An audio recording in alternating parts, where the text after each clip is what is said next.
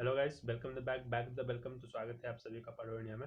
तो आज हम बात करेंगे, जैसा कि थंबनेल में देखकर आपको पता चल ही गया होगा कि आज हम लोग बात करेंगे बी आर अम्बेडकर के बारे में। तो बी आर अम्बेडकर, उनके बारे में बात करने से पहले उनका एक केबीसी में आया हुआ प्रश्न है, वो पहले जान लेते हैं। और उनका एक लास्ट में उनका एक स्पीच भी सुनाएंगे आपको, तो इस वीडियो में बने रहा है। तो उनका केबीसी में एक प्रश्न पूछा गया था कि डॉक्टर बी आर अम्बेडकर में आर का मीनिंग क्या होता है, मतलब कि आर का क्या मीनिंग मतलब होता है, आर का फुल फॉर्म क्या होता है।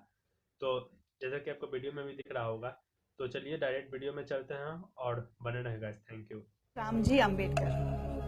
Okay, thank you. पूछना चाहेंगे इनसे? मैम श्योर, पूरा 100%। Okay ma'am, thank you sir. जल्दी बोलिए, क्या करना चाहिए? घड़ी से चल पड़ी है। डी राम जी। डी राम जी।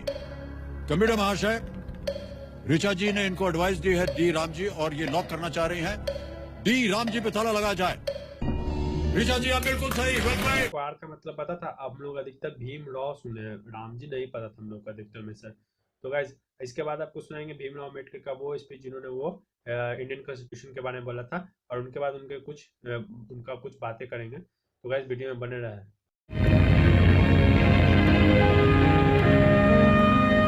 मैं यहाँ पर संविधान की अच्छाइयाँ गिनाने नहीं जाऊंगा, क्योंकि मुझे लगता है कि संविधान कितना भी अच्छा क्यों ना हो, वो अंततः बुरा साबित होगा अगर उसे इस्तेमाल में लाने वाले लोग बुरे होंगे, और संविधान कितना भी बुरा क्यों ना हो, वो अंततः अच्छा साबित होगा अगर उसे इस्तेमाल में लाने वाले लोग अच्छे होंगे। इसलिए जनता और उसके राजनीतिक दलों की भूमिका को संदर्भ में लाए बिना संविधान पर कोई भी निर्णय देना या कोई भी टिप्पणी करना मेरे विचार में व्यर्थ होगा। धन्यवाद।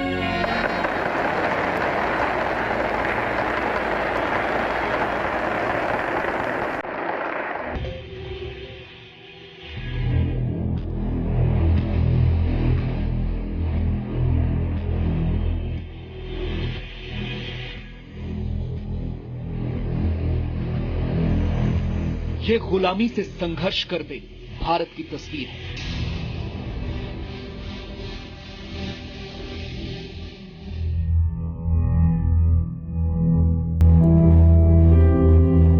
सैकड़ों वर्षों के संघर्ष के बाद हम आज आजाद तो हैं, लेकिन देश के कई नागरिक ऐसे हैं जो आज भी अपने हक की लड़ाई लड़ रहे हैं।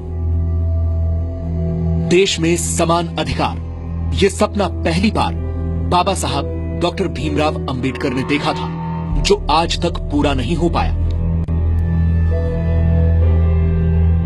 अपनी पढ़ाई के दौरान बाबा साहब भीमराव अंबेडकर को इस बात का एहसास हो गया था कि भारत दो तरह की गुलामी में जकड़ा हुआ है। पहली, अंग्रेजों के दमन और अत्याचार की गुलामी,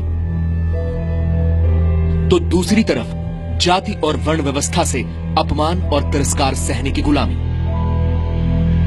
और अंबेडकर ने तो अपने स्कूल जीवन में ही ऐसा तिरस्कार सहा था। स्कूल में बाकी दलित बच्चों की तरह अंबेडकर के साथ ये भेदभाव और तिरस्कार सिर्फ स्कूल जीवन तक ही सीमित नहीं रहा। उनका जीवन ऐसी तिरस्कार की घटनाओं से भरा हुआ है।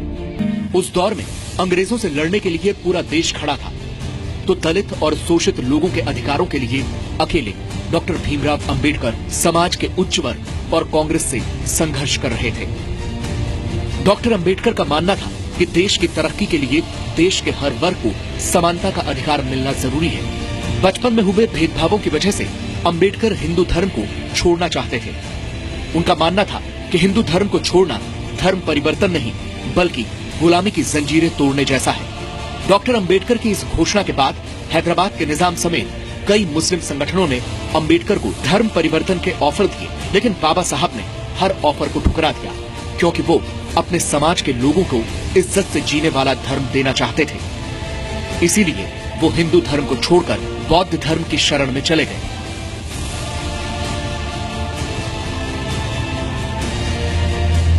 पंद्रह अगस्त 1947 को आजादी का जश्न डॉक्टर बाबा साहब अंबेडकर के लिए एक बड़ी जिम्मेदारी लेकर आया। देश की नई सरकार को देश का संविधान बनाने के लिए एक काबिल व्यक्ति की तलाश थी, जिसे कानून की जानकारी के अलावा देश और दुनिया की समझ और समाज की जरूरतों के बारे में पूरी जानकारी हो। और ये तलाश डॉक्टर अंबेडकर पर खत्म हुई। डॉक्टर भीमराव अंबेडकर को देश का पहला कानून मंत्री बनाया गया, जिन्होंने अपनी बिगड़ती सेहत के बावजूद महज 2 साल के अंदर देश को एक मजबूत संविधान दिया। अंबेडकर ने 1951 में हिंदू कोड बिल तैयार कर संसद में पेश किया, जिसमें महिलाओं को समान अधिकार की बात कही गई।